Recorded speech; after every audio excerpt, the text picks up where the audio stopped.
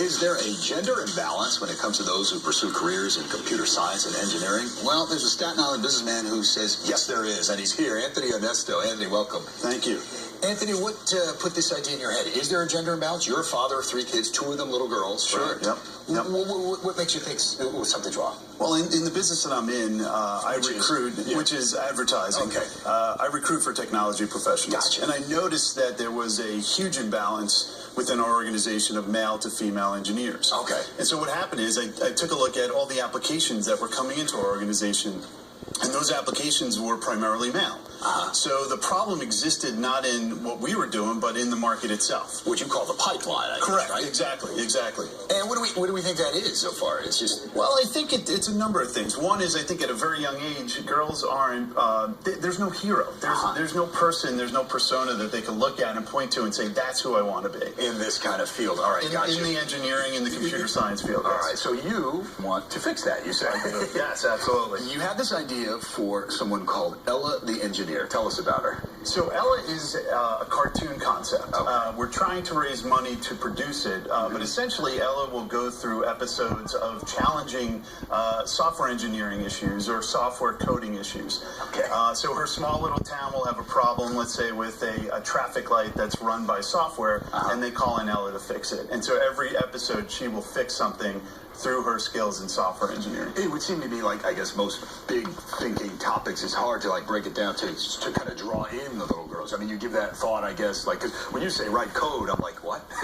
Exactly. Yeah. Well, it's actually code is a lot simpler than we think. Okay. So we can bring it down, and there's a lot of effort right now in the market, in the engineering market, to do this kind of thing. So we're going to make it as simple as possible, make it fun, but also show kids that they're everyday objects, like a light, like a traffic light, is run by software. They'd be very surprised at that. Okay, all right, good. And you say you're teaching yourself code now. I am. Actually, I'm taking some coding classes. Okay, how's that going? It's pretty well so far. Okay. Through the day job and making cartoons, there's not enough time in the day. Yeah, gotcha. Well, you have your own little focus group. Tell me about your little girls and whether you Sure. see that this could work or spark some interest in them. Of course. So what I did is informally I looked at what they were looking at. So what programs were they watching?